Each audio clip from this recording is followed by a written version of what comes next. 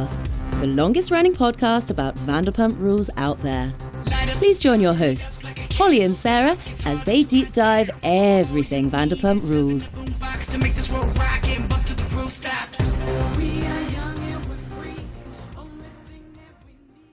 Hi everyone, I'm Holly Borges. I'm Sarah C. Welcome back to Vanderpump Rules Party. We have with us Laura-Leigh again. Yes, by popular demand, she's back. We have some more questions.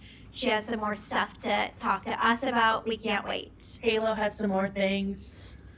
Halo wants residuals. Yes. Halo, no problem. Thanks for having me back, We're- ladies.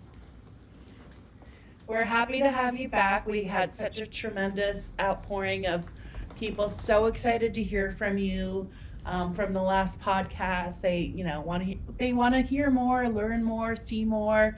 Everyone's very excited about Jurasses. So let's talk a little bit more. This time we're going to focus on listener questions because we didn't tell anyone before hand for the most part. So people have their questions that maybe we didn't ask or we just didn't get into.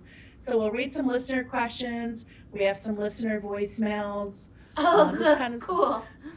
People interested in your life personally, as well as like some Vanderpump questions. And then as we talked about, and then we'll get into Jurasses and hear more about that project because I know a lot of people are excited. And I know you've been posting some clips that are super fun and getting people excited. So we'll get into all of that. Yes. Awesome.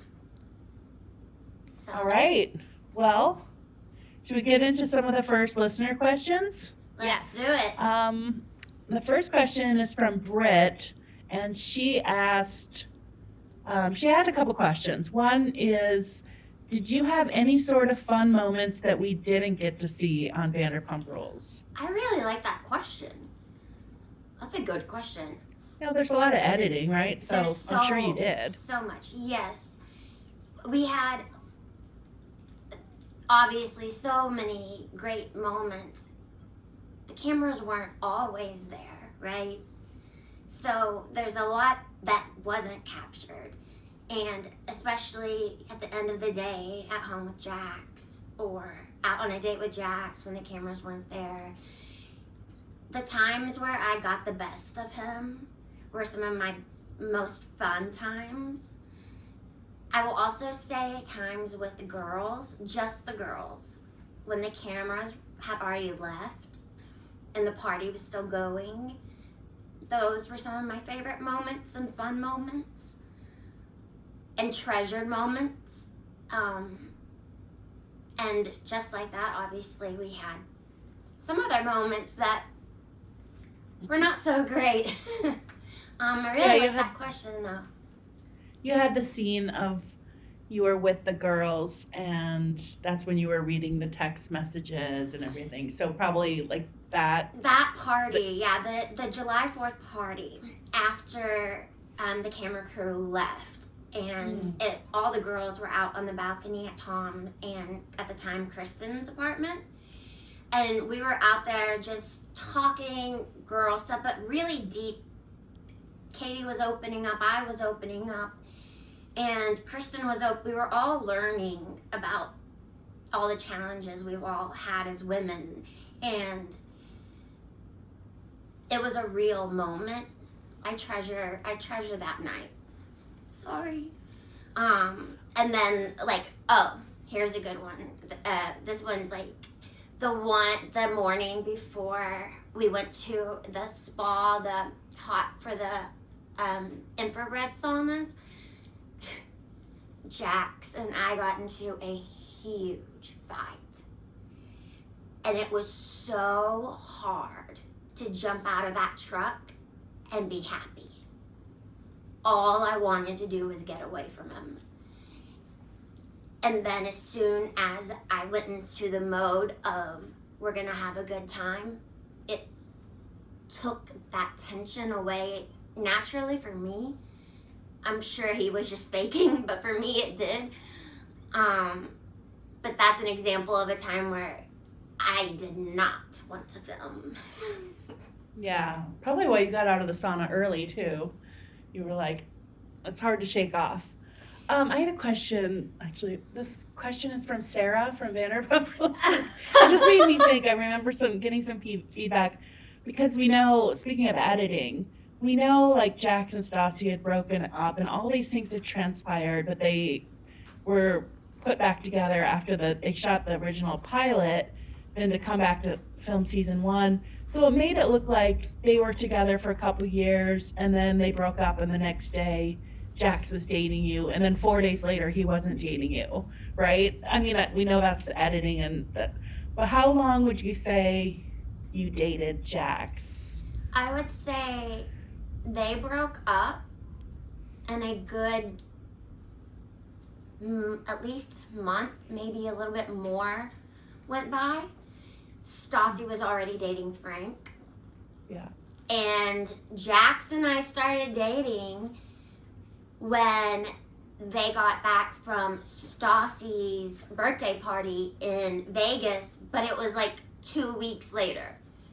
Yeah. So I would say it was like almost 2 months after they broke up, maybe around in there, to be honest. Yeah. And then I would say we dated it wasn't that long, I would say 2 to 3 months, but it was heavy. It was from 0 to 100. We were together all the time. Sorry, baby. You said that on the show. You had a morning date that turned into a hike, that turned into dinner, that turned into breakfast. So very intense. Yes. Yeah. And it was, we were working together, so just driving together a lot. It just made sense. And like I said, we had a lot of fun. He's not all bad. Yeah. And I feel as though the moments I love the most about him are the moments that the cameras weren't there. Yeah. Well, I know there's a few more questions on Jax. Getting to Britt's other question, she said, since everyone's a bit older and has changed, have your opinions on anyone changed? I guess as you get older and see things differently. It's hard to know because you're not around them, so. I can't speak for who they are today. Yeah. If I'm talking about who they were back then, I feel that my intuition read things pretty correctly, and I don't have any different opinions about anyone, to be honest. Yeah. I knew Stassi was young. I knew the situation, and the only thing I would probably say is Jax. He definitely got me. So that would probably be the only one I would look back and be like, Laura-Leigh, how did you not see through that? I know other people have questions that tie into that, but I'll let you go. Yeah, so I'll take. So this question is from the initials KS, and one of those is: would you still have dated Jax knowing what you know now? Absolutely, 1,100%, no way, ever, ever, ever, ever. However, I still would have slept with him. Okay, fair. Yeah. Okay, here's another question. If you could co-star in a movie with anyone from the Vanderpump Rules cast, who would it be and why? Probably Jax, because he's the best actor. That's actually probably a pretty accurate statement. He's never claimed to be an actor, but he's actually the most gifted, naturally. Not the ones that actually studied acting. No. Definitely. And I know that it would be the most fun in between breaks and stuff. You know, trailers. Yeah. all types Okay, of places. let's see. Okay, here, last one from KS is, if you could go back in time, what dating advice would you give yourself? Oh my gosh. So let's go back to Laura-Leigh season 1. What would you tell her?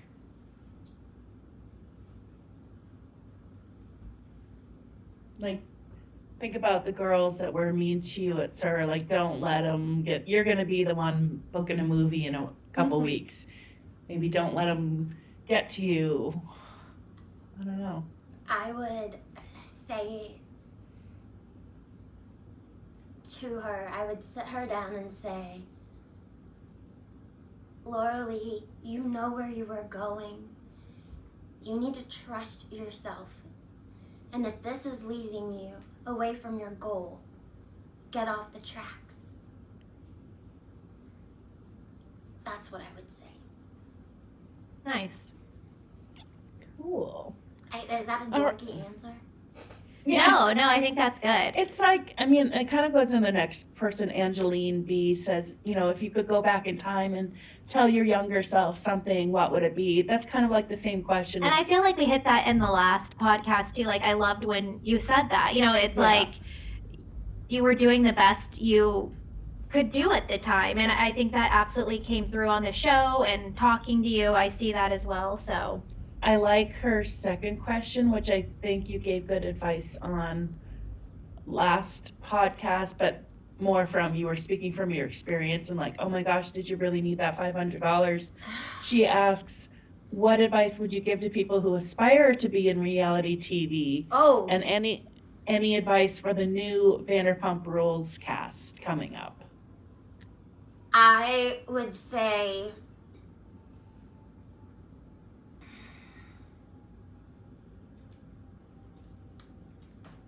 don't sell out for $500. Duh. I would say know that you are shooting a show and do not form any real bonds. Because for me, that's the only way I would be able to do some of the things that people do to each other. And it's the only way I would be able to protect my heart.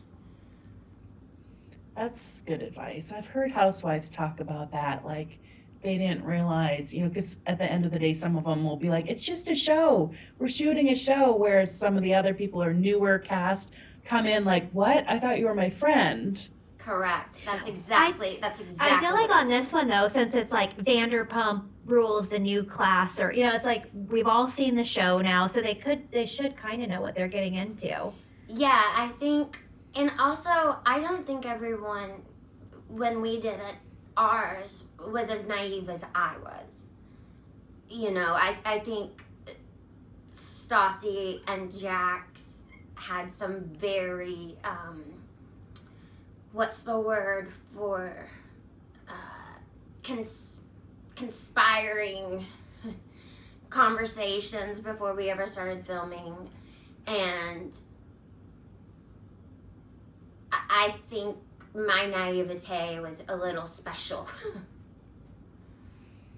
And that's where the magic of season 1 came from, is because it was so raw. It was so raw and real, and it helped that, like, we've never gotten that Vanderpump feeling again because no one was as broke as they were season 1. Like, just everything was, you guys didn't even know what was going on, so it made it that much more magical. Now everyone kind of knows the formula. So it'll be interesting to see how the new class does. Like with the new class, even if they did sign up for $500, it's actually probably okay because it's a different world, because what they're going to get is 500,000 followers, right? Which then they can monetize. You guys didn't have that. Correct. In season 1. There was no monetization, no influencer status. So yeah, social media was a whole different world. It barely existed, and on top of that, again, I honestly thought this will never see the light of day. How wrong can you be?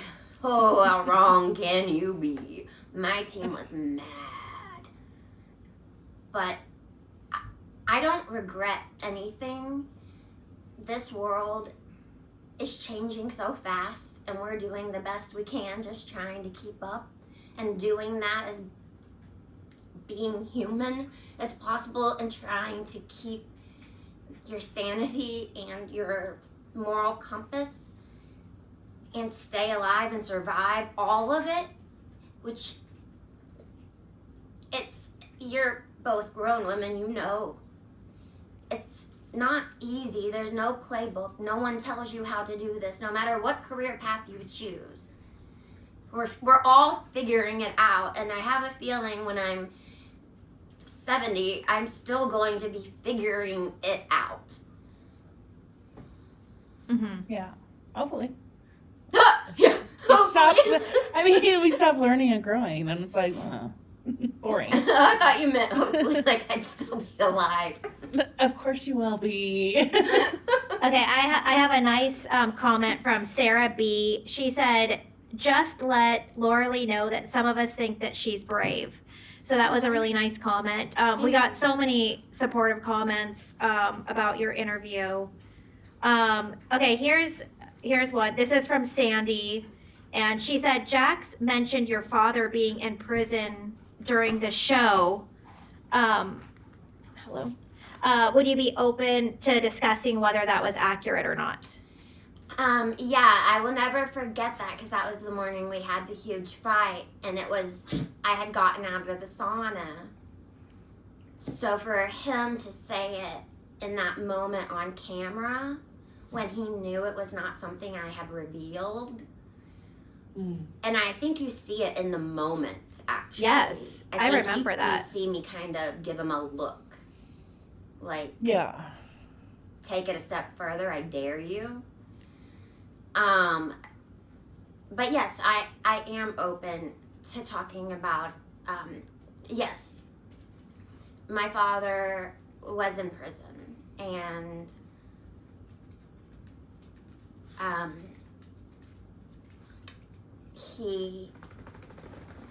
He's good now? it just wasn't Jax's place Yeah, you're right. to announce 100%. that. He is out. In my phone, when he calls, it comes up and it says the convict. Oh my gosh. So, I always wondered on reality TV, like when something like this is brought up on camera, not just with Vanderpump Rules, but with other shows, when kind of like a salacious secret or something like that, where it kind of makes us all go, oh, and especially when you can see it on the actor's face. I always wonder about that. So do you think that's like a thing where you confided in Jax about that, and then does he go to the showrunner and be like, look, this is what she said, and then they're like, go ahead and reveal it right here? Or no, it's something I confided in him, and he in the moment brought up out of nowhere to throw me off. Do you think he did it on purpose, or he just slipped up? I think he was trying to hurt me. It was literally a punchline. Like, he's like, oh, just kidding. You're like, I remember like, is this what it's like talking to your dad? Yeah, he's making a joke. And I was just like, yeah, because it was through the glass of the sauna. I know. And I just like looked at him like you're really making that joke. That's why I didn't even entertain it, because I did not want to go into it. Yeah. It would. Time has passed. It's a part of my story. When I was that young, for a long time, that defined who I was. I was the girl whose dad was in prison. And to the point where it was a huge part of my identity. Now we joke about it.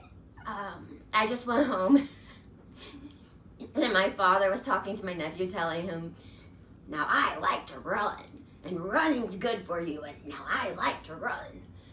And I was sitting there, I was like, yep, ran all the way to Madagascar. And my dad just died laughing. So, time time, right? Mm-hmm. I'm sure it made you have much thicker skin and much stronger. I'm sure you drew a lot of your strength of surviving through the industry in New York and everything from that. You just didn't know it at the time. You know, you tried to probably hide it or like you internalized it, but what that did was make you stronger ultimately. When I look back at what I was going through and the things that I accomplished going through them, being, you know, a 17-year-old drug addict whose father was a fugitive at the time when I got accepted to Juilliard, who was not medicated, who did have very chronic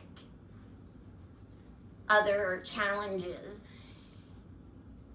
going on all at the same time, on top of the pressure of being at the world's #1 art school and the rigorous schedule in a new city. And I think back and I think, how did I retain any information at all? How did I learn anything? And that is the main reason that I want to go for my master's, is because I think now, wow, if all those obstacles were out of the way, if I learned this much, then just think of what I could be now, not facing these huge battles every day. That's true. You know? Yeah. However, I'm grateful because I have a feeling that had my life not been the way it was, I would not have had the fortitude built inside of me for my career. For sure. So that was a long agree. answer. No, I agree. I think that's totally right. Totally spot on. And learning to not care as much what people think, because you had to do that then.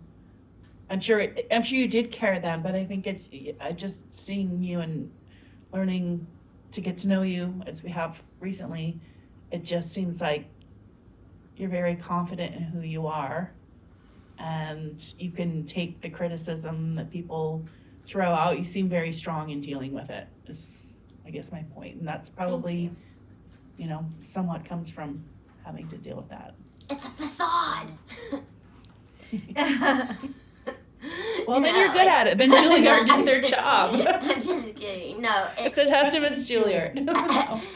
It's you. I definitely look back at photos and I had no idea you could see how broken I was. It surprised me. People could tell? Like, it's shocking. So, yeah, you learn to put things into perspective a little bit. Even some of your retaliating or your comebacks to the Stassi rage text, the way you handled it, you just let it roll off your back. I'm sure inside you were like upset, but it was so petty to me. It was just so petty, and I know that what she wanted was for me to engage. And that's just not who I am. Unless I'm really, really mad. Yeah. But yeah.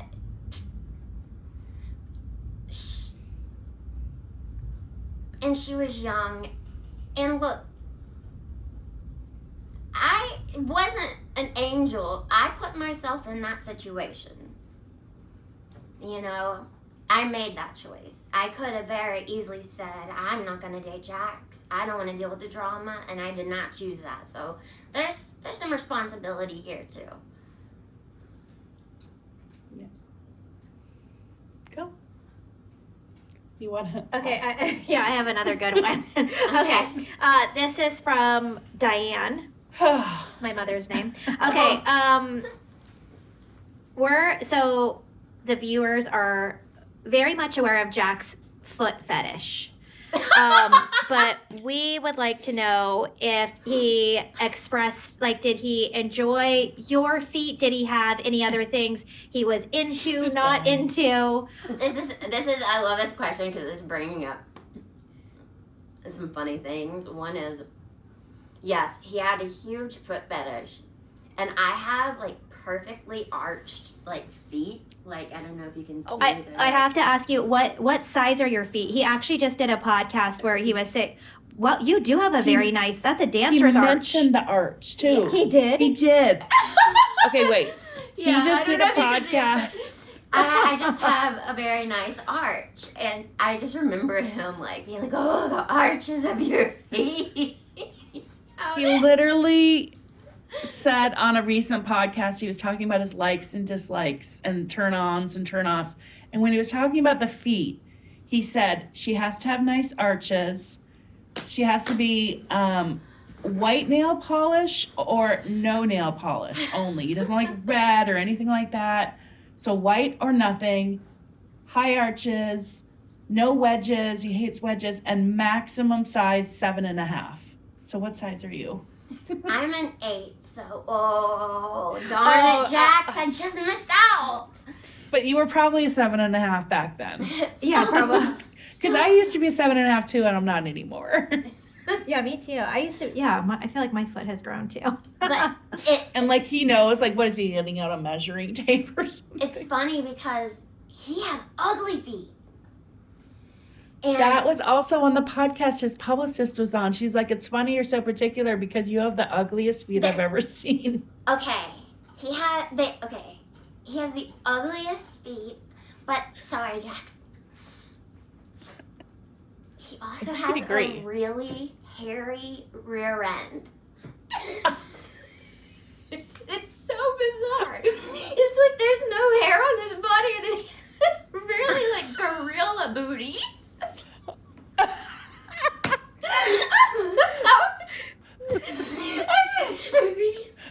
I'm trying to look at Caden's face. Oh my gosh. And then Wow. I'm not going to be able to get that out of my visual. It scarred me. Well, maybe that would like lead to like a sponsorship for him for like a bear booty or something. yeah, Hair. a new wax booty. Yeah, thing. just get the Jax, Who and wears they take short care of shorts? that. Be like, who wears chaps? I'm like, I mean, he wore those little Speedos and stuff. He must have taken The care of it at some budgie point. smugglers. Yeah. And then it was also funny because he has really big hands, like bare hands, like they're really big for his body. I know. He has working man hands, which is funny because Jax doesn't like to work. Yeah. Yeah, and then I remember at the time, oh my God, I'm not gonna, I won't say that. Well, maybe I will. Well,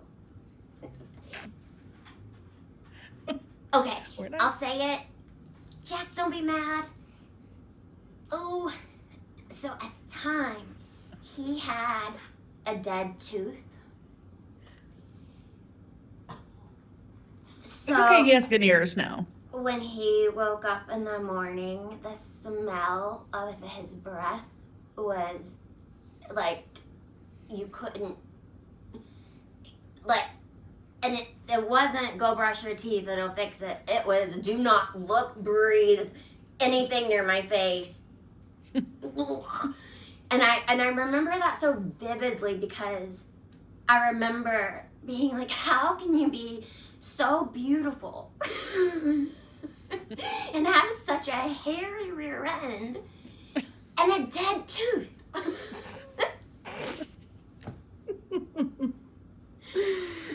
Oh God, I'm sorry, Jax. I should have revealed that, but I'm glad you got it fixed. He was over 27, so his dad couldn't have him on his health insurance anymore, probably. But he could still have him on his car insurance, which he did. Thank goodness, yes. So any other Jax had the fetishes? No, that's all. I know that sexually our chemistry is great. Well, come here. Sorry, ladies. That is so funny. She's not used to this setup, so she hasn't figured out she can jump up here yet. She's like, I can't get comfortable. Here. Is that okay? There you go. No, but I do remember you were talking about his car. He had this truck, and he had this fake Navy SEAL bumper sticker on the back, and he would Chad tell wanted to know everyone about that, yes. that we're he aware. used to train as a Navy SEAL before, and that he'd stopped to model. Yeah, that's called stolen valor, and I have someone close to me that is one, and it didn't go over very well. That, no. Yeah. You can see it on those episodes. If you zoom in. Is it, can you? Yeah, on the back of his truck in the middle, yeah. I remember I never said anything to him about it. You probably believed him. No, I didn't. No. Which is why I never said anything to him about it. Because I remember very vividly having a conversation with my dad. And my dad was like, well, he's full of shit. And I was like, yeah, I don't know why he tells people that. But I never confronted him with it. You know how sometimes you know that someone's lying, but you know that like what might be behind it might be very insecure or delicate or... Yeah. So it was one of those things where it was like, well, I knew, so I was just gonna let him have his time with it and his vision of that. I don't even know if he's ever talked about that, or if anyone's ever confronted him about that. They have, I believe he said, because he was in the military, that he was tasked with driving some of these guys, and therefore he felt like he was kind of part of the team. Okay, so Allison C. asked, what do you do for self-care when you're stressed or overwhelmed? What are the tools that you use when you're feeling like that? That's a really good question. It changes daily. This past weekend, I had a fiasco where for the first time since I was 24, I didn't have my meds. And it was so hard. And I told myself, if all you can do is lay in your bed with the covers over your head and hold Halo, if that's all you can do, that is okay. And I just kept reminding myself that until my meds got in and they kicked it back in, because I felt so guilty for doing that. However, I just kept telling myself, this is okay. This is okay. She's digging. She likes to dig. She's digging to China. So it changes. Sometimes it will be jump on a train with no destination. Don't even pack a bag. Just move. Moving is very, very, very, very cathartic for me. So as long as I'm going, if I'm going, it doesn't matter where, how, when, why. That is one of the biggest. I love hot yoga. I'm certified. However, I stopped teaching because it took away the peace that it gave me.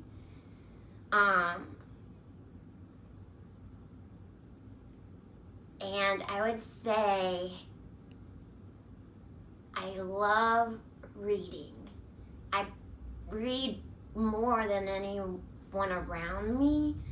So I don't want to say I read more than anyone in the world, but I read more than anyone in my group, my social world. Like if I turned the camera, you would see it's just books. And that's something I did not find until I was like 18. I didn't even know how to get a book. Oh my God, I had to call my friend's dad And I said, okay, I just finished reading this book. I don't know what to do. And he said, go to Barnes & Noble and get another one. And I said, okay, I'm going to call you when I get there. So I walked into Barnes & Noble and I called him. And I was like, I'm here. He was like, okay. And I was like, now what? He was like, look for bestsellers. Look on the wall. There should be something that says bestsellers or New York bestsellers. I said, found it. Okay. And he was like, go over there. And over there.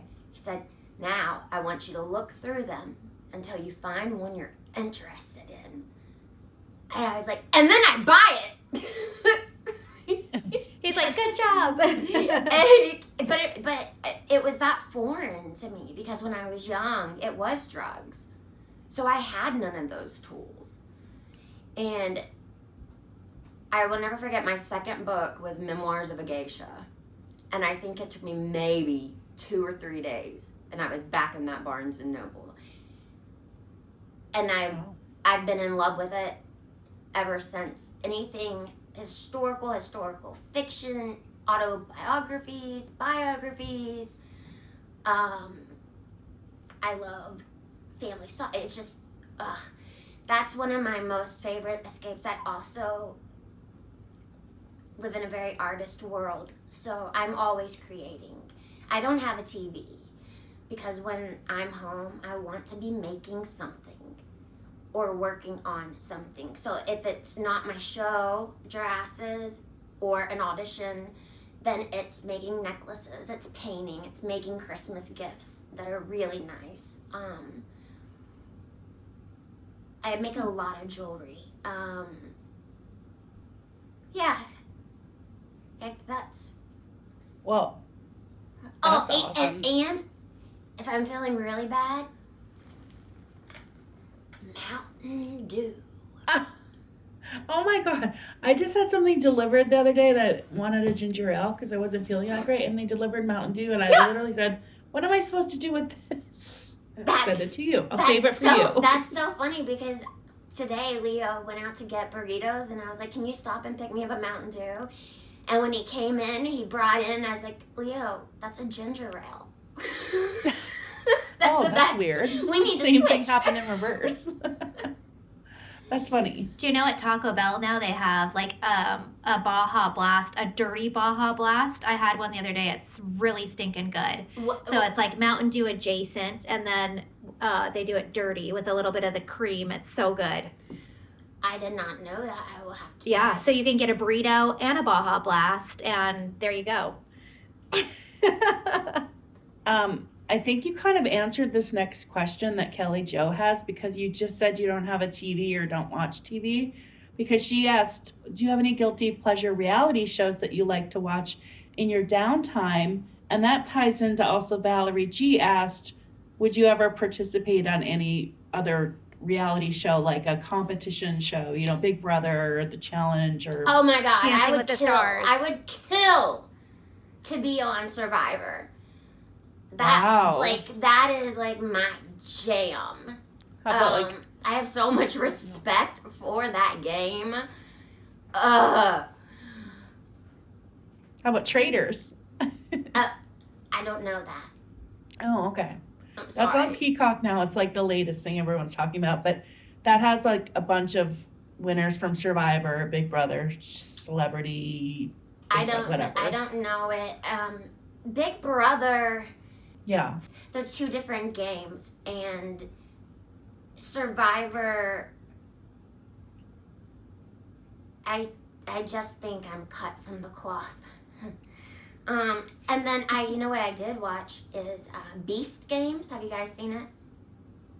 No. I've heard of it. I haven't seen it though. Okay, so Mr. Beast, who got his following, you know, with his YouTube videos and giving away money and challenges and stuff. And so there's this show called The Beast Games on Amazon Prime right now, and I think there's only 2 episodes left. But they start with 1,000 people who are all in a race to win $5 million. And by the end of the first episode, you know, they're down to like 250. Like 250 people. And then as each episode goes, they cut more and more and more people. And so right now they're down to, I think it's the top 10. And they just gave them $1 million in the middle and let each person come out one at a time to take what they wanted from that money. And everyone thought they were all going to take $100,000. But then the third person came and took like 650 something thousand. Oh. So it really plays into it's very Squid Game-ish with the money and people's morals and how fast they can flip. So there's only like 2 episodes left. I would love to do that game. Right. But yeah, any competition show, for sure. Cool. Okay. That's a good question. Well, what if Trisha asks? Okay, there is a spinoff of Vanderpump Rules, but if there was another spinoff,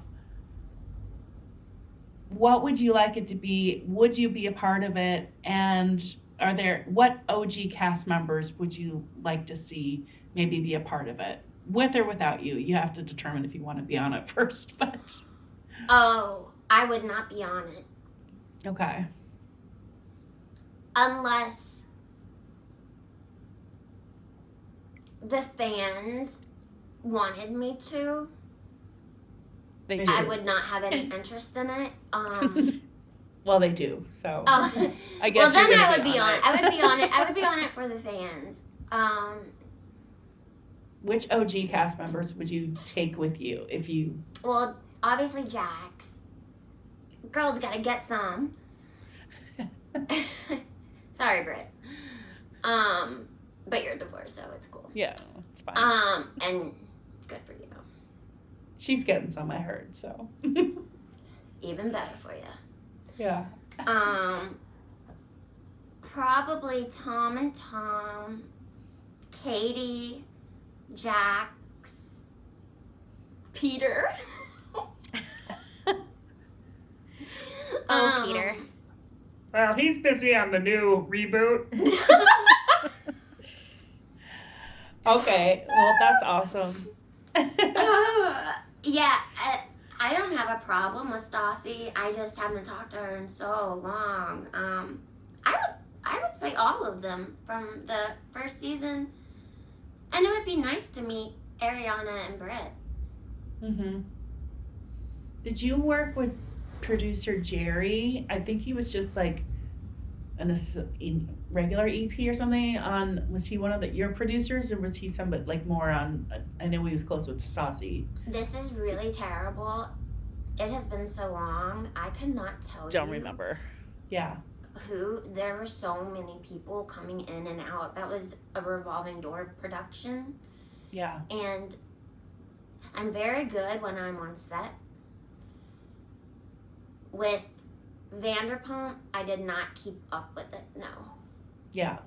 He's the one that ended up as the latest showrunner. So that's why we asked is, did you remember him at all? But season 1, I mean, and like you said, so many people that worked on that show. Yeah, I know. So. Cool. Any other, well, I think one of the questions that Rebecca asked was, do you have a love interest? But since you were saying you'd be willing to hook up with Jax, I'm going to guess no. I was teasing about that, but okay. I am a vibrant, single woman, ready to mingle. Come at me, men. Slide in the DMs. Yeah,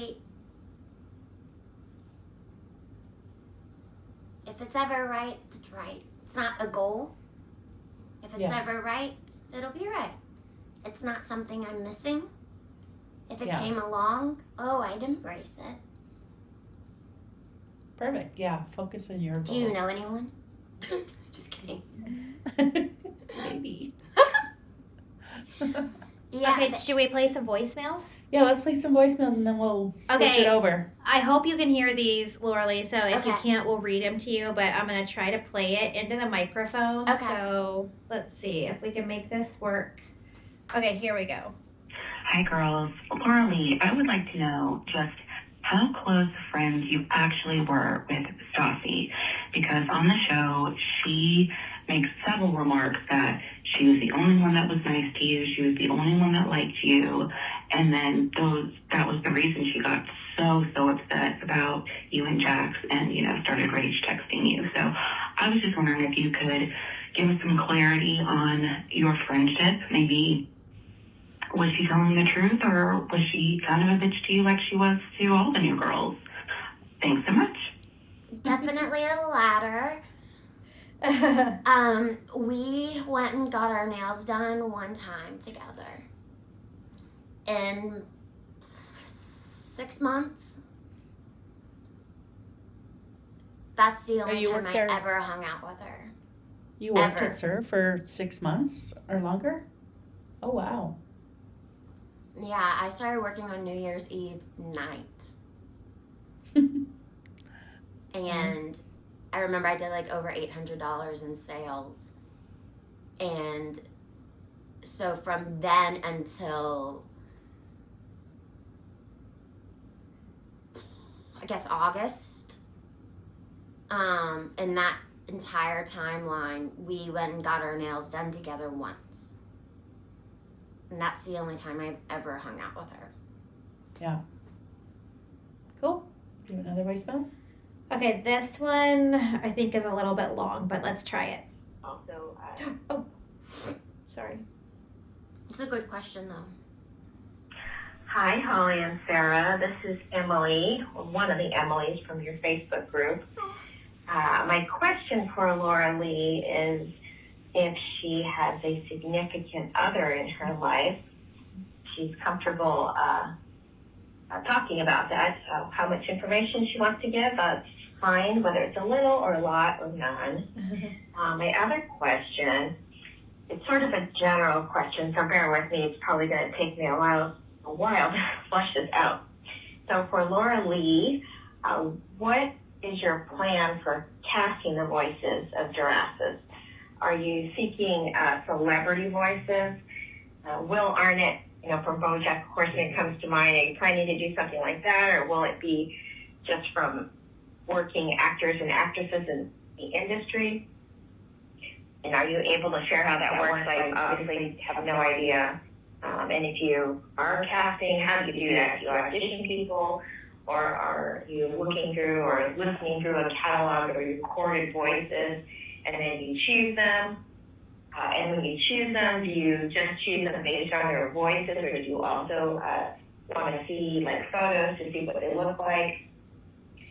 And lastly, is there any chance that you would have Sarah and Holly come on and do a cameo on one of the episodes? 100,000%. Thanks so much, ladies. Oh my god, I did not know it said that on there, I swear. 100,000%. Absolutely. We will make Holly and Sarah dinosaurs. Just Strip Club podcast. So that when Apple, the main character, starts getting all of the attention, you guys can interview her. For sure. Yes. Totally. I'm gonna kind of go backwards because that's what I remember. Good questions. Well, first, I kind of covered the significant other. I've Skip never that. been married. I've never had children. I've never been engaged. And I'm happy. Yeah. Do I want that at some point in my life? Absolutely. However, I have dreams, and right now chasing those is fulfilling. Someone may come along that changes that one day. I've yet to meet them. And then moving forward, so for the casting of the voices, so my show, I'm trying to sell it. Mm-hmm. So once my show sells, who I sell it to will be making a lot of these choices, I will be able to keep certain control. I will be playing a couple of voices of the characters, and then I have a friend who is just too perfect for one of the characters. He's in my pitch preview trailer, and it's just, as soon as I heard his voice, it was the character. So no, I don't need pictures of whoever is reading. I just need to hear the voice, and once I hear it, I know it. And then for the other ones, again, that won't all be in my control. Of course, my loyalty goes first and foremost to those who are in the trenches with me.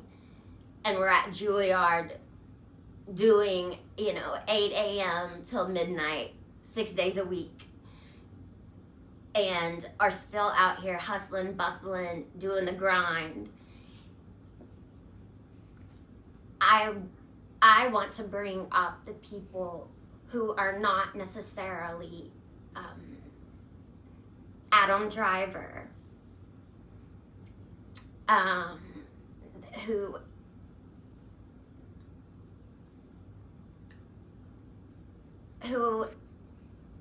have all the talent and haven't had that chance yet. And that will obviously be mixed in with people that will bring attention to the show, which will be on the other side of the coin. So having control over that, I don't know how much I'll actually have. All I know for sure is that I will be Apple, I will be the Fly, and I'm keeping my voice of Nick because he's just too perfect. Awesome. I love that, though, that you're not forgetting the people that you came up with and paid your dues with and did the hard grind with. So no, I'm sure they appreciate it. It's a hard life to commit to, and a lot of people give up when they don't hit it. And I have so much respect for all of my comrades who are still chasing the dream. Yeah. Because they do have what it takes, and a lot of it is timing. So sure. It's a duty. Awesome. Okay, we have one more voicemail, and then we're going to take a little break, and we'll be right back with you guys with more Holly and on... Sarah dinosaurs. Yes, more on dinosaurs. Okay, so here is the last one. I feel like this is going to start in a weird spot, but bear with me. We're downloading. It's a good question. Let's see. Okay. Here it comes. Hi, this is Teresa. My question is for Laura-Leigh. Love you, ladies. What would your dream cast for Jurasses be?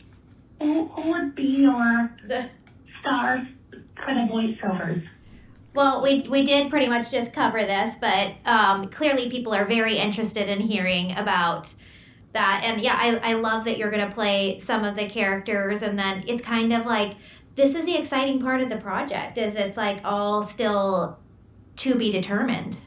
Yeah, it's interesting because you can have like the dream cast. Like, I would want Sylvester Stallone to play Constantine. I don't think anyone could get his humor off better. And then there's other characters who ideally I would have Lucille Ball play. Well, obviously that's not gonna happen. She did. Maybe they can create her likeness now. I don't know. Yeah, probably. AI. Yeah. And then they'll there's sue you for her rights. Yeah. There's other people who you know, like, this would be the perfect person, and you know that it's going to have to be interchangeable. You're going to have give and take on both sides of what you want, what the buyers want, what the people want, what's going to draw attention. It's just all there. It's a difficult question to answer.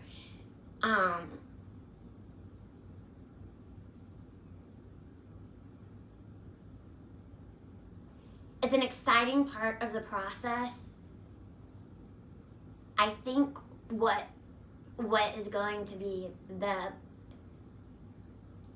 most poignant about it will be getting to give opportunities to people. Mm-hmm. Yeah. Rewarding. Yes. Yeah, for sure. Yes. Getting to Say give you got the someone role. give someone a yes. Yes. Yeah. That's exciting. Yeah. Awesome. Well, thank you for covering the Vanderpump side. Let's get into more of the Jurasses and the exciting stuff around that. But let's take a break. Yes. Awesome. Sounds good. Thank you, ladies. I'm gonna pee. Thank you. Have you ever been to a strip club ran by dinosaurs? Well, I have. And it was called Jurasses. It's so erotic that we made a reality show out of it. More carnivorous than Vanderpump Rules.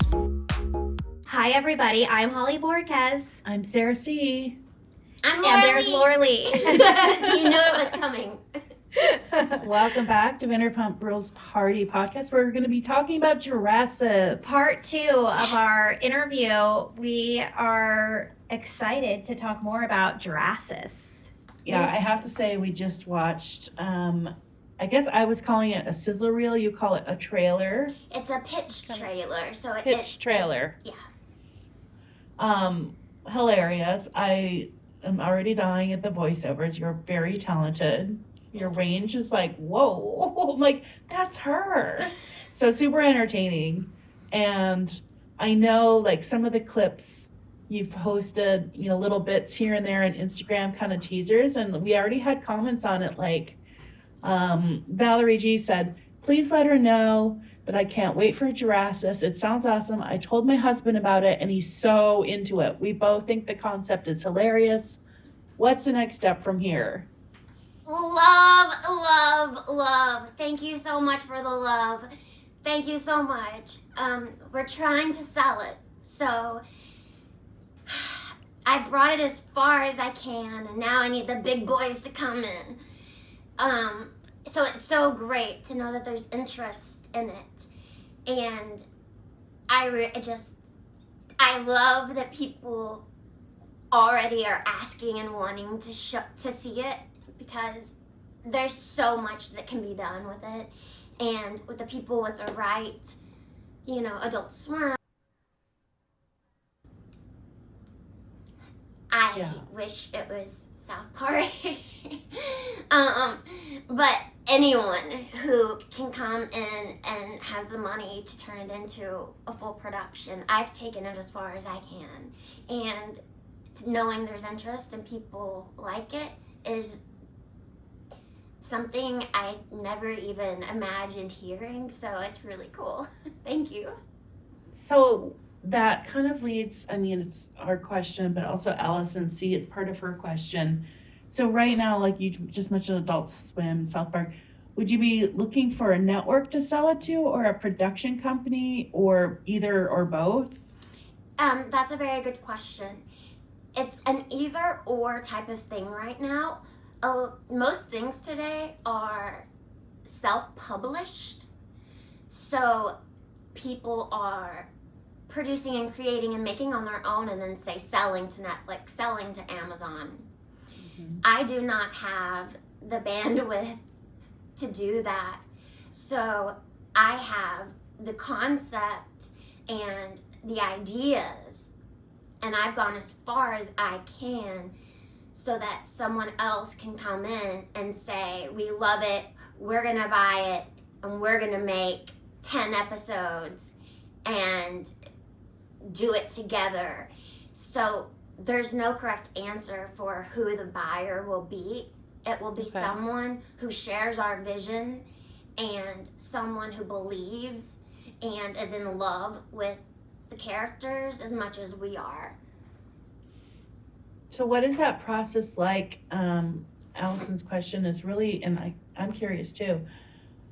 starting from just the idea that you had. Yeah. You've developed it so much more than an idea because you actually have animation that you did or partnered with. You already have the voices, you already have little scenes or vignettes, and you've already got like a lot of work done besides just an idea, right?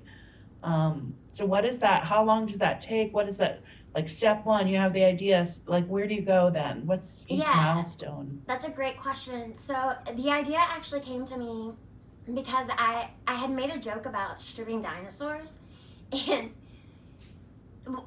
what happened was every day I kept thinking of a joke to go along with it, and I was like, oh my gosh, there's so much material, we should write this, because I was talking to my best friend at the time, and then I don't know if I should admit this on camera. I might have lifted some colored pencils from an art store. And I started drawing these characters by hand and creating them in their world.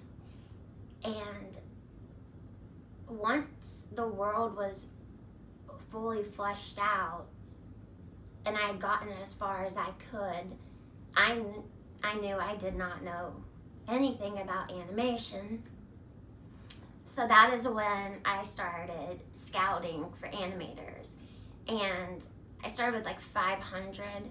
I ended up testing 3, and my animator, God bless his soul, is the only one who was even in the running when the test results came back. I asked them each to pick one character and do their version with mine, like to build off of mine, and he was the only one that came back better. And cool. It was immediate, and that's when I knew we have to work together. His name is Leo. He should have a link at Grin Kid, and he has been with me. We started with, because this was as I got money, right? So we started each character one by one, and then doing the pitch packet, and then the slideshow, and the animation, the video, that's actually the very last piece, the storyboards. He's been loyal and with me. I'm really emotional. Because he brought to life your dream, and it's really good. Well, yeah, and it's also like,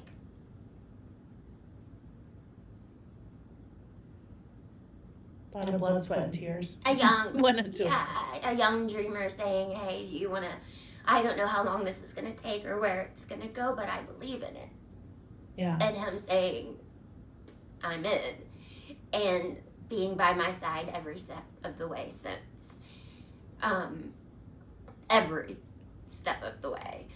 And I know that we've both learned a lot. He's learned a lot on my end, and I've learned a lot on his end, and there's so much more for us to learn. So after we got it as far as I could that way, we pitched it, and my first pitch was a yes. However, that put me under a contract. Once you sign that contract, you are not allowed to talk about it or pitch it to any other person until that contract is up. So that took me out of the pitching game for a year. So what I did during that time was said, Leo, what can we do during this time? Because we can't pitch anymore until the contract's up. And that's how we just kept going and going and going with the animation. And we actually ended up working completely backwards in the way that animation should be done, because we didn't know we were going to get to make a video. We didn't know we were gonna, I didn't know I was gonna have the money. It was a day by day surprise for us. And so now it is a lot of knocking on doors, a lot of, hey, remember that time I showed up on set for you when I wasn't supposed to and I didn't tell SAG? a lot of getting it out there to people who we can't reach because we don't have the connections. And so do you have like an agent that helps you connect terrifying. with these people? It's absolutely terrifying. Yeah. Because it's your heart. It's your heart.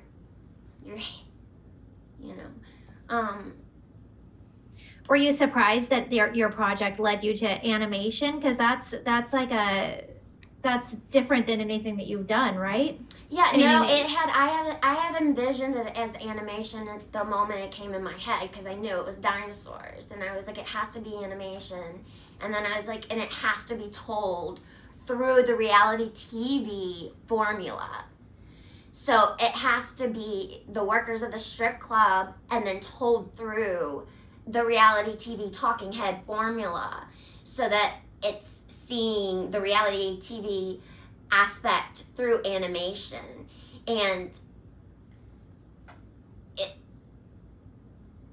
it's so interesting because it has grown so much. I would say I had a golf ball, and now I have a hot air balloon. And it's so interesting because it all comes back down to that little golf ball. Even though it's grown, it all comes back to the little golf ball. And it's actually makes it hard because, Eric, he created Dora the Explorer. He said to me, Laura-Leigh, it's hard because you know this world so well, and you just want everyone to know everything. And he was like, you have to remember the audience needs to discover it the same way you got to discover it. And that was such golden advice to me. He also told me, this is very interesting, that when they were trying to pitch Dora, they would go into middle schools and read a book, like of an episode to the kids. And he said, you wouldn't believe how many kids. He's like, one time a kid threw himself on the floor on his back, screaming, crying, asking to go back to school. And he was like, so what we ended up doing was we gave them Mr. Potato Heads, so that we noticed that whenever they fell out of being interested in the story, they'd all start playing with the Mr. Potato Head at the same time. And then we thought, oh no, the toy's just too good. So we gave them crayons. And the same thing happened again and again. So we knew we were ready when we could get through the whole story with the kids paying attention. So there is no right way. Everything is different. I knew it was going to be animation. I had no idea how in the world I was going to do it. God bless COVID. I spent COVID. That's probably the weirdest thing anyone's ever said. Wow, okay. I've said it. Okay, thank you. Because I spent COVID with Halo. And had it not been for the vision of Jurasses, I don't know what we would have done. Okay, that's actually perfect because that's Trisha's question. What was the inspiration behind your new show idea? And that's like kind of, what made you think of dinosaurs? What made you think of strip club? What made you think of reality TV? We can kind of guess that a little bit, but dinosaurs or strip club? I mean, strip club could come back to We're the Millers, I guess. Yeah, it definitely all comes back to roots in some form or fashion. So it's more about the cast. Where's the one place that you would find this group of characters? The only place that you would find this mix of characters is in a strip club. And that's because all of these characters are trying to find a family. They all need a home. So you're looking for the family that you find, right? The family we make, not the one that we're given. And that's where the heart of it started. However, mushy gushy only takes you so far, so it also has to be funny. So then I started thinking about like all of the possibilities with dinosaurs and how we could show, especially with technology, the differences between what older dinosaurs had experienced versus what the newer youngsters are experiencing and working that in. And then there's just the idea of if dinosaurs were still here, how humans would have found a way. We would have found a way to mess them up. We just would have. So seeing them take on these personalities and being in these situations of the reality show, it is kind of that idea of if they were still here, how we would have ruined them. Mm-hmm. And then the formula, obviously. So my vision is very, very detailed, and Leo, my animator, warned me many a times. It's too specific. There's too many details. Well, doing the reality TV formula, it saves me time on the other end because they're just talking puppets. Once you have it, you have it. So even though there is all this detail in some of the scenes, which is like a big no in animation because it takes so much time, you're making up that time by using the reality TV formula. And also, I just feel that it just fits too perfectly hand in hand for the story I'm telling. And yeah, every one of these characters is someone from my life. Okay, well that's a question actually. Are the characters in Jurasses inspired by people Yes. you know, or even former cast members you worked with? 110%, 1000%.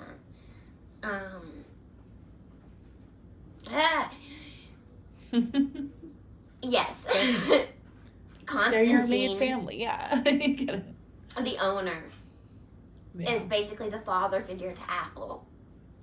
And when I worked in a strip club, I had a Constantine. His name was Bobby.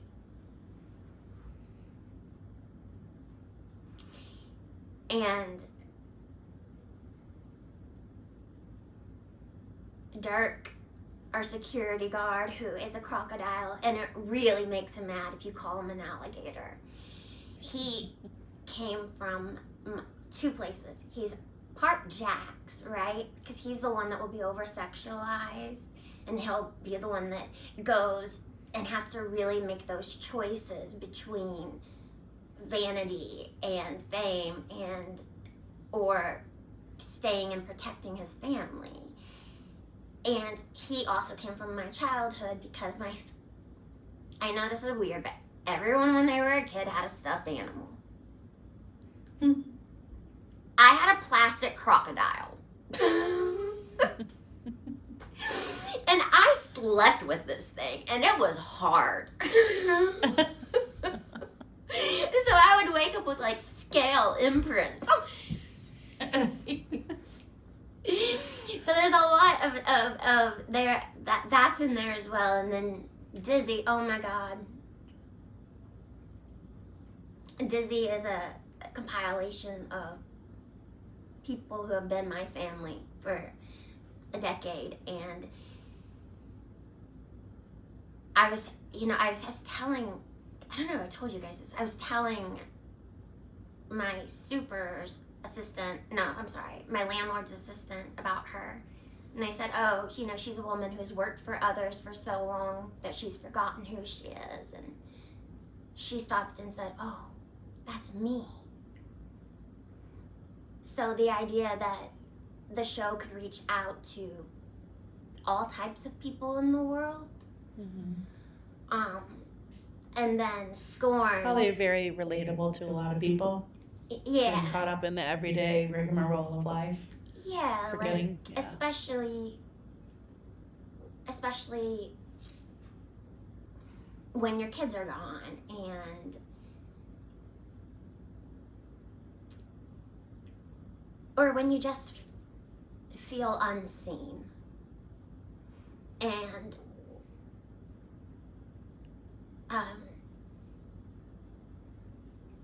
yeah, so she's real.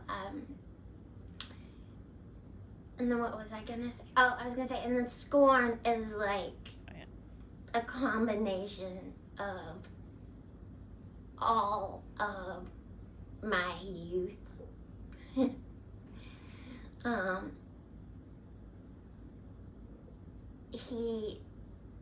He takes me back to what I grew up with as like in my surroundings as a child, but also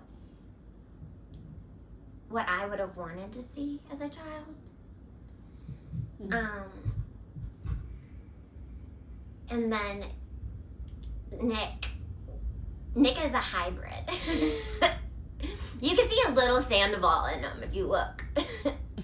And then the anal part of Nick, that actually came from a friend. So everybody is very close to my heart. And what's so great about it being dinosaurs is that we have such a unlimited world out here. I mean, we're only staying in the Jurassic era as of this point, and we've got so many characters. You know, like our delivery guy, right?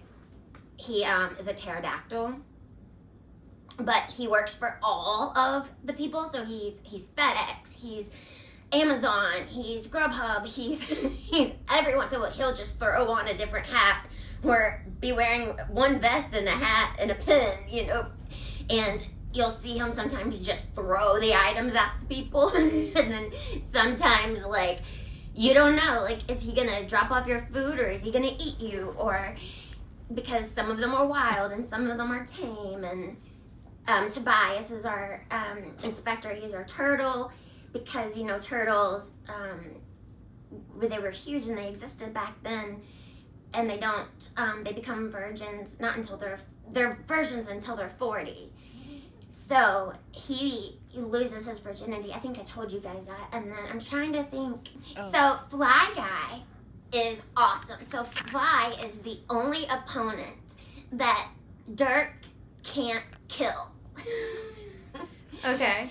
And it being a bar, you know, barflies, like, there's a lot of them. But also, they all look the same. So he doesn't know if he ever kills one. He never knows. So it's a running gag that it's the only opponent he can't kill.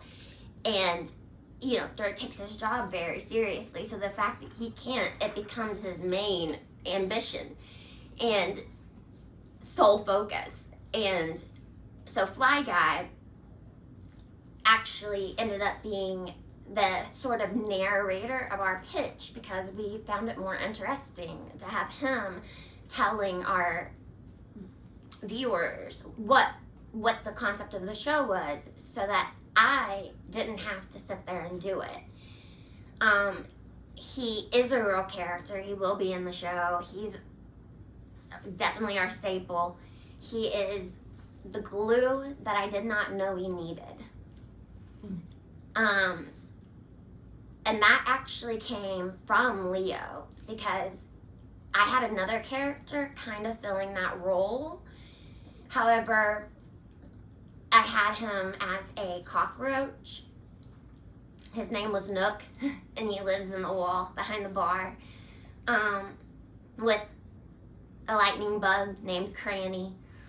But I realized that immigrants were originally called roaches. And especially because of him being a barback, it was just, it was too close to offending people, I thought. And this was my initial instinct. I was pushed to keep him. And then one day we had him animated, everything. I said, no. And Leo had come up with Fly Guy, and I said, he can take Nook's place. So that's the magic of collaboration right there. Yeah, barfly makes sense. And then being a barfly. And then you guys saw, so okay. So Nick makes a lot of mistakes trying to change the club, so he ends up hiring Caveman. But when Nick hires him, Nick thinks, he shows up and he's like, Nick's like, oh man, that's a great costume. And Caveman's like, Caveman. And Nick's like, yeah, right this way. So tell me a little bit about yourself. Caveman. And Nick's like, right. Next! And then Apple's like, Nick, there is no next. And Nick's like, ah! And he's like looking at Caveman's like, he's like, oh, Caveman, ah! And so he hires Caveman because he doesn't have anyone else. And Caveman ends up being the best dancer out of all of them. And he's like a ballerina, right? But he always has his stuff covered by his beard or his club or the pole or something kind of. And he will end up being how Chippendales was created. Okay. That's funny. Yeah. And he makes the most money out of all the dancers. So Constantine's so against it, and then when Constantine sees him making money, you finally see Constantine kind of being like, look at that caveman go. So, and again, every single one of these characters needs a home, and Jurasses is their home and their family, so I also love that you used for your the whole of the show that it's at a strip club, because I feel like that's something that people misjudge a lot. They'll be like, oh, a strip club, but at the core of it, it really is a family, and it really, every single person there has a story, which I feel like some people don't ever care to hear that or know why. So I feel like that's a really deep way to explore those themes of people trying to find a home in their family. And then the dinosaurs obviously is another element of it. So I think, gosh, you have a lot to play with that. And I didn't realize that you were that you had experienced that, so you were pulling from that experience as well. I was gonna say, is there a certain strip club that you got that you were inspired by or something? So that's interesting. Yeah, I worked at Cheetah's.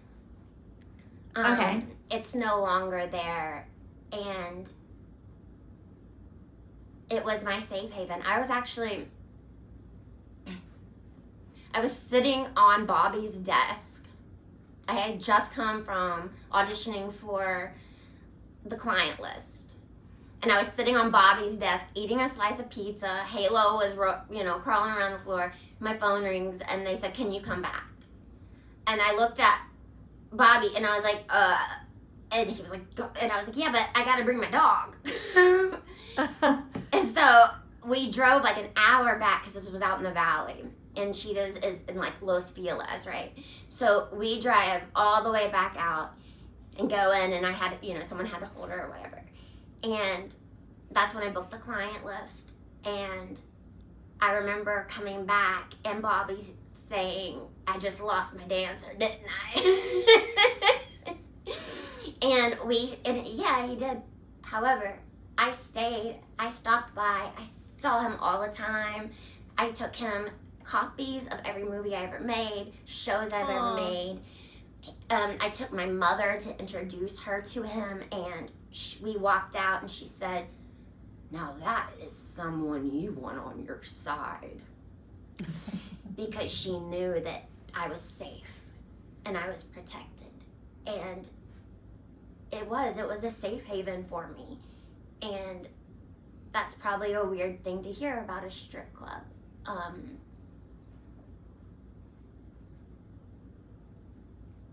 Yeah.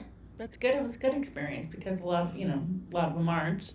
So that's good. You can take away and inspire a character like that off of, someone that you... And Apple, Apple is the heart and soul, right, of the dancers. Like, she really brings everyone together. But so she's basically me.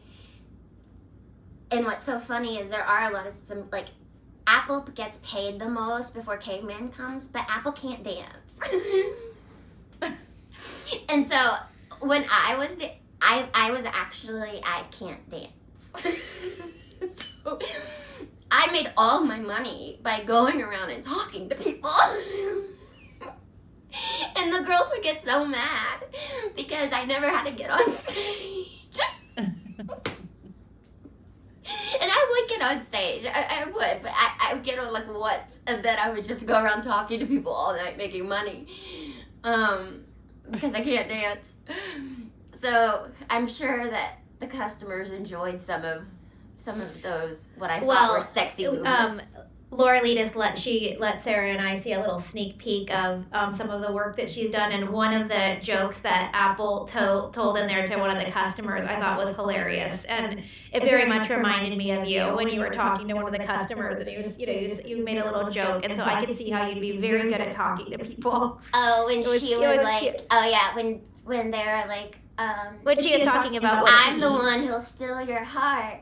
Yeah, she's like, don't worry, I'm a vegetarian. Yeah. Like, I'm not going to eat you, but that was hilarious. And I just feel like, the customers probably loved that. Yeah.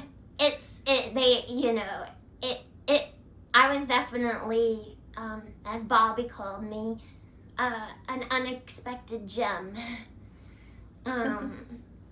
He said he knew. He said from the moment you walked in, I knew. This was that's what a lot of those guys or customers or guys is the companionship or conversation. It really is. And I'm a very good talker, and I love people. I genuinely am fascinated by people and their stories. So for me, it was a great job. No, it's nice to go and socialize, or some people go to listen to music or to escape. It's a whole thing. And then I love the reality show aspect of it too, and especially thinking of Vanderpump Rules or the talking head. I love getting to hear what's inside their heads, after they do something or why they do it. They sit and they're like, well, what? I love hearing that dialogue from the reality show aspect of it. Yeah, and I think that is where we really get to understand our characters, so that when the action scenes do play out, it will start making more sense to our viewers. And that's something that goes back to being told, let the viewers discover this. Mm-hmm. Don't try to press it on them. Trust that they are taking in the information. And so also what you guys saw is not what we are showing. We are only showing 34 seconds or something of the clip, because there's just too much information to take in. And that was something that we had. So that's when we started making micro clips, and that allows us to allow the audience to take in the information, because it is a lot. So there's a lot of trial and error, and all I can say is I am so grateful that Leo cared enough about my dream to join it, and I am so grateful that he stayed with me. And the show would not be the show without him. Yeah, that's awesome. I think it'll be really fun too once the audience gets to see what you guys are doing, which characters they really gravitate as well. Even in the little things that you've talked about or what we've seen, we've gotten so many DMs about, I can't believe that there's a daycare at the strip club. Yeah. Things like that, where it's so funny, where I love that. You just never know what people find funny or things like that too. Yeah, Scorn escapes. He's somebody's baby. We don't know whose. Oh my gosh. He's just always there, but he makes all the money. You know, he'll be the one like in the back with like a gambling table with the flies. You know, like you're racking it in, or like he makes like the backdoor deal with like the old decrepit Barney, right?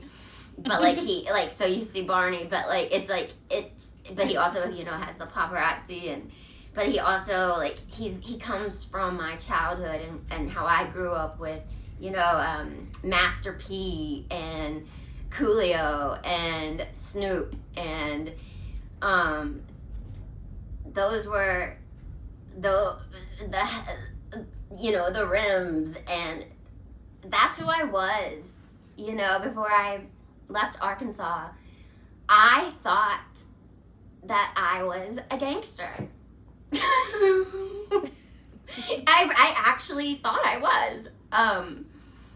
Looking back now, it must have looked so funny. I went through that phase too. But yeah, you know, I had a my license black and plate mild. Yeah, I had a license plate frame that said West Side Till I Die on my car. And I don't know who I thought I was driving around with that, but I did. From Orange County. Private school, West Side Till I Die. That is so funny. That is so, and it's funny because it's like the family I had back then, my friends, that's who they were. So that was all I knew. Do you guys have more? Okay. You have your trailer, but do you have more? Are you working on episodes to be prepared, even though you haven't, like, you know, made the deal yet? Do you continually work on new content and material? 100%. So what we have is we have storyboards for future episodes. So the episodes that will be.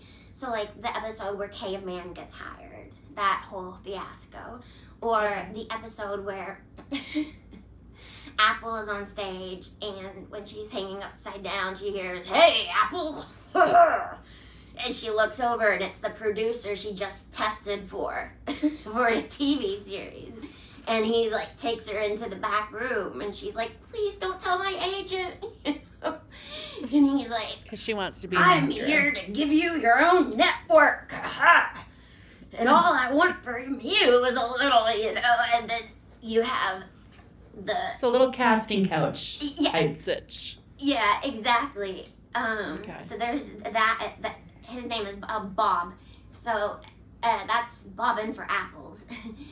And then we have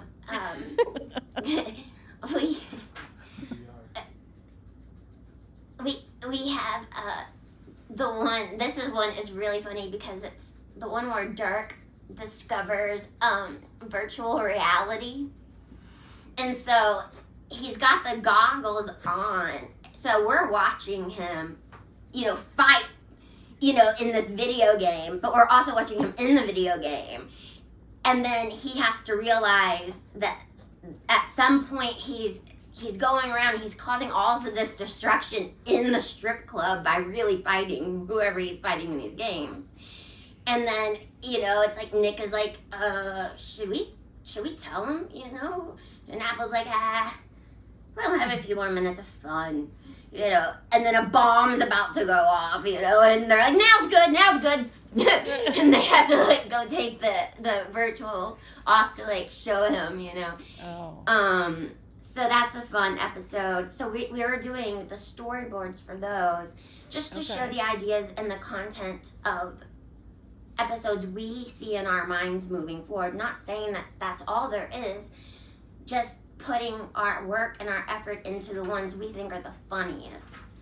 There's one I love. It's Dizzy. Okay, so Apple decides the Dizzy needs a makeover. So they're gonna do a Dizzy makeover episode. The only thing is Dizzy doesn't know it.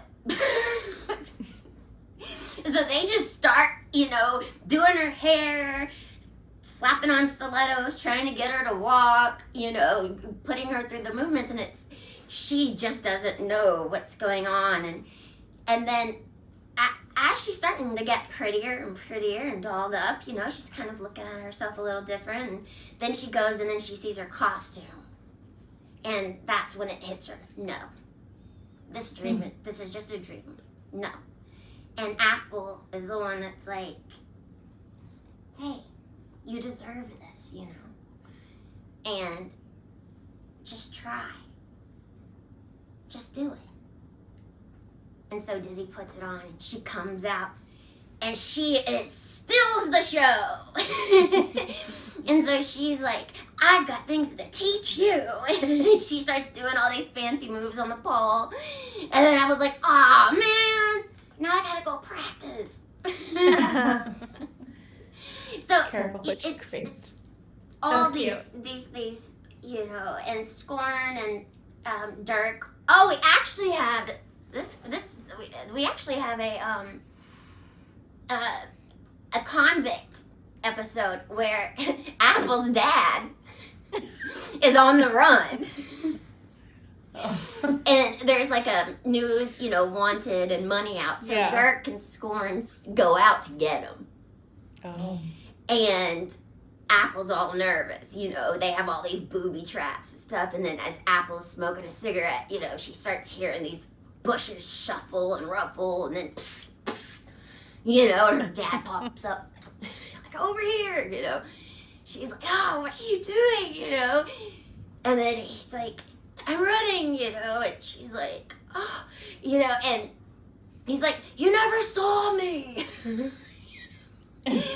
But then, like, as he's going to leave, he, like, falls into one of the booby traps, and Dirk and Scorn are like, yeah. Are they like bounty hunters? Yeah. On the side? Correct. But, like, to the maximum extreme. It's because they want the money. They want the reward, right? Yeah. And so now Apple's all scared because she's like, oh, my God, they caught him, and they want the money, da-da-da. And so when they have to go and tell Apple, you know, she's like, so, okay, but what's the backup plan? Like, what's the breakout plan? You know? And so Scorn and Dirk are like, and then they see another opportunity, and it's like the Avengers are coming, and, you know, it's like, to the copter! As they're all walking side by side to, like, go break him out of prison. And so, again, a lot of my own life stories thrown in there, but... what does it look like when an idea like this comes to you? Do you like start rapid texting Leo? Yes. Or do you write? And he gets so. He's like, yep, she does. I do, and I'm like, oh, what about this or this or this? And it's like, Laura-Leigh, work hours are the boundaries, right? He's been teaching me. Well, that's fun. Apparently, people don't like to do business at 4 a.m. So yeah. So he, God bless his soul for putting up with me, because it's very much like that. And then it's Leo going, okay, you know what? There's something in this.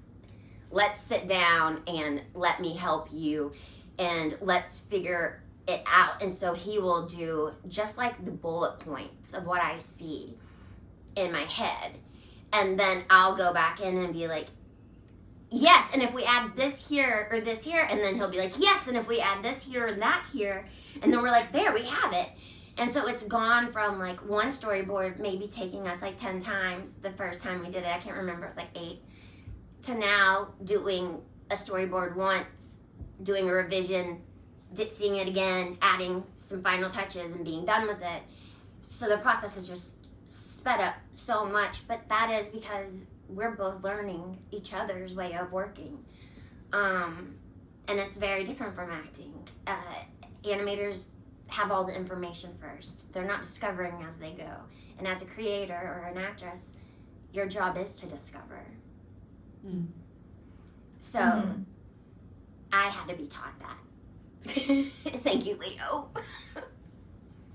It seems really satisfying how you guys creatively work together and how this project has come together, and it comes through in your pitch about it and everything you've told us. I feel like everyone is so excited to see you get this deal done, and so we can watch it and support you. I hope so. And so everyone follow Laura-Leigh. What's the Instagram page where we can all go and follow everything? Yes. JurassesTv is the Instagram page.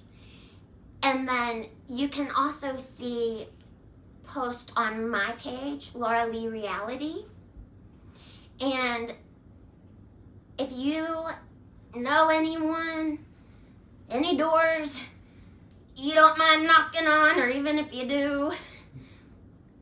Yeah, I was going to ask, as you shop this around to production companies or networks, what can those of us that are interested or want to see it help to promote or get access? Like if you know someone, does it help to comment or send, your site to people on Instagram, send supportive comments or... The supportive comments, showing that this is something that the world has interest in and would like to see.